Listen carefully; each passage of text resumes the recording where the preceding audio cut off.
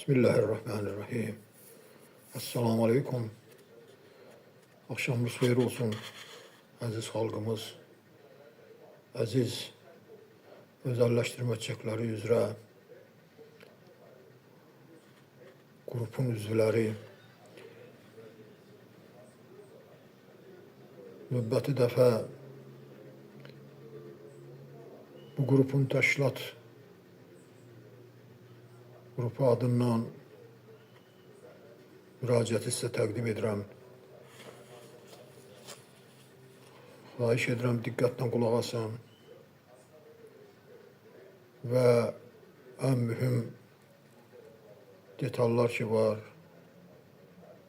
onlara diqqət yetirin və onları yadda saxlayın, öyrənin və öz haqqınızı tələb etmək üçün mübarizə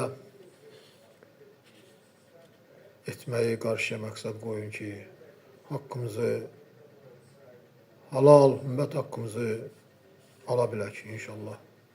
Dostlar, özəlləşdirmə çekləri ilə əlaqəli 25 iyul saat 3-də Ali Məhkəmənin olması barədə xəbər var.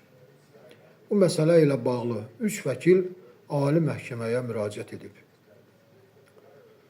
Bu barədə 20 iyun tarixində Ali Məhkəmə dövlət qəzeti olan Azərbaycan qəzetində elan verib.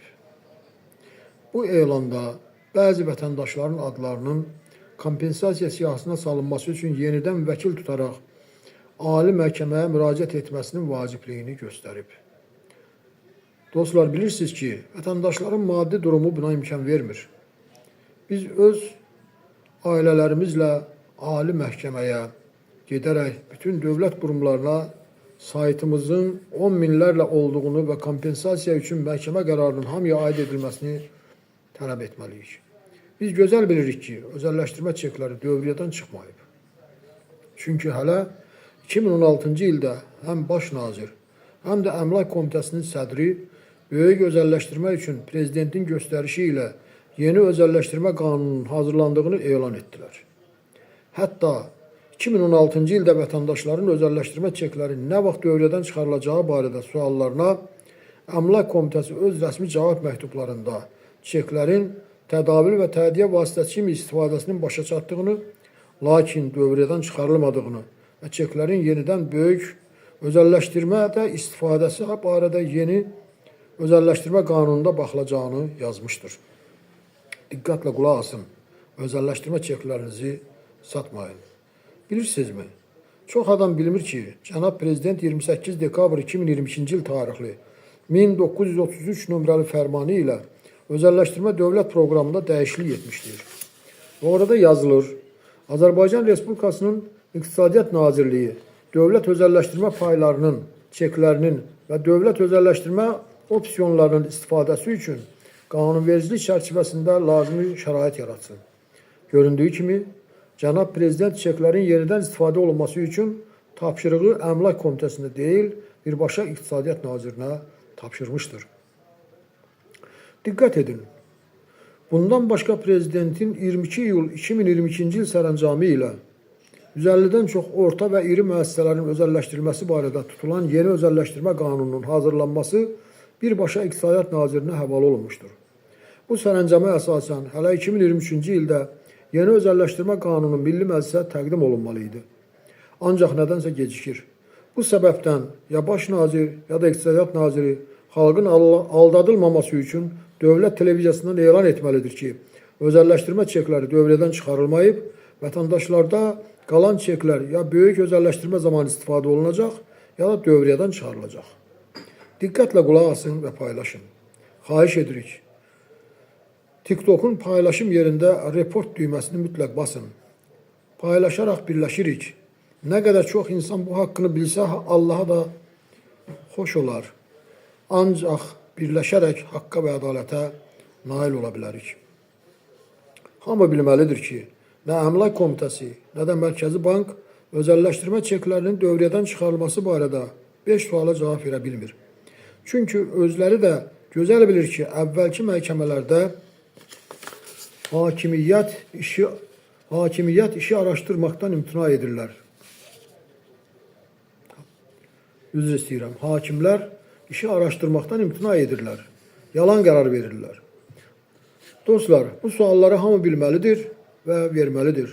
Çünki sizin kompensasiya almaq hüququnuz və 5 suala tam cavab verilən andan başlayır. Bildiyiniz kimi, məhkəmələrdə cavabdehlər suallara cavab verməkdən imtina etdilər. Hakimlər isə bütün qanunları pozaraq vətəndaşları düzgün informasiya alma hüququndan məhrum etdilər. Bu suallara cavabdehlər mütləq cavab verməli və rəsmi sənədlərdə təsdiqi olmalıdır. Çünki dövlət qiymətli kağızları haqqında bütün məlumatlar dövlət əhəmiyyəti daşıyır və qanunla qorunur. Məhkəmə cinayətini ifşa etmək, məhkəmə səhvlərini aradan qaldırmaq və düzgün məhkəmə qərarı üçün informasiya xarakterli bu suallara cavabdehlər mütləq cavab verməlidir və rəsmi dövlət sənədləri ilə təsdiq olmalıdır. Hətta tələb etməliyik ki, ictimai televiziya və ya Azərbaycan televiziyası 100 minlərlə ailənin mülkiyyət hüququ ilə bağlı bu suallara cavab alaraq televiziyadan xalqa elan etsin.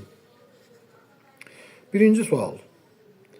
Dövlət özəlləşdirmə çeklərinin emitenti kimi əmlak məsələləri Dövlət Komitəsi tərəfindən özəlləşdirmə qiymətli kağızı olan dövlət özəlləşdirmə çeklərinin dövrədən çıxarılması üçün qanunvericiliklə çeklərin dövrədən çıxarılması qaydasının hazırlanmasına və dövrədən çıxarılmasına səlahiyyətli olan və buna nəzarət edən maliyyə bazarlarının nəzarət orqanına rəsmi müraciət edilibmi və edilibsə nə vaxt edilib?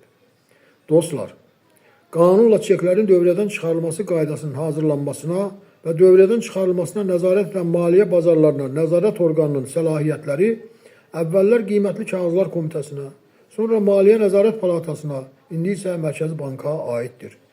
Mərkəzi Bankdan verilən məlumatda deyilir ki, qiymətli kağızların dövrədən çıxarılması üçün emitent mütləq ən birinci bu orqana müraciət etməli idi. O müraciətdə kompensasiya veriləcək özəlləşdirmə çeklərinin sayı, kompensasiyanın miqdarı və başqa məlumatlar göstərilməli idi. Lakin Əmlak Komitəsi bunu etməyib. İkinci sual. Qanunvericiliklə müəyyən olunmuş qaydada dövlət özəlləşdirmə çekləri dövrədən çıxarıldı mı? Üçüncü sual. Əgər dövrədən çıxarılıbsa, qanuna əsasən dövlət özəlləşdirmə çeklərinin dövrədən çıxarılması haqqında məlumat qiymətli kağızların dövlət reyestrində müvafiq qeydlər edildiyi gündən 7 iş günü müddətində rəsmi şəkildə kütləvi informasiya vasitələrində dərc olunubmu? Dördüncü sual. Əgər dövrədən çıxarılıbsa, bu proses hansı normativ hüquqi akta, normativ xarakterli və qeyri-normativ xarakterli akta əsasən həyata keçirildi? Beşinci sual.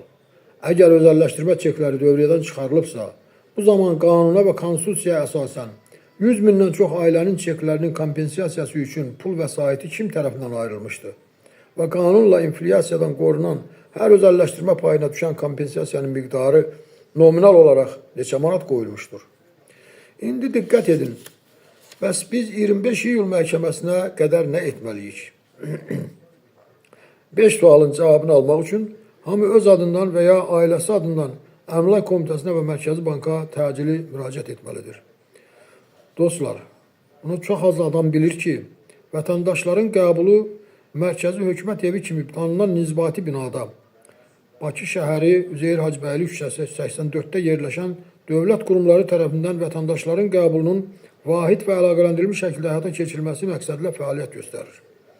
Mərkəzdə vətəndaşların qəbulu insan hüquqları üzrə müvəkkil, ombudsman, İqtisadiyyat Nazirliyi, həmçinin Azərbaycan Respublikasının Prezidenti yanında Anti-İnhisar və İstehlak Bazarının Nəzarət Dövlət Agentliyinin məsul əməkdaşları tərəfindən həyata keçirilir.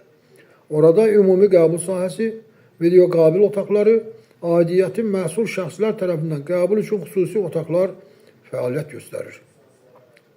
Dostlar, eyni zamanda Prezidentin Administrasiyasının hüquq mühafizə orqanları ilə iş şöbəsinin müdiri Fuad Ələsgərova, İqtisadiyyat Nazirliyi Əmlak Məsələləri Dövlət Xidmətinə və Mərkəzi Banka müraciət edin. Sualların cavabını tələb edin. Bu məlumatı paylaşın. Sayımız nə qədər çox olarsa, haqq səsimiz uzadan gələr. Allah öz haqları uğrunda mübarizə aparanları sevir. Allah böyükdür. Esselamu aleykum və rəhmətullahi və bərəkatuhu.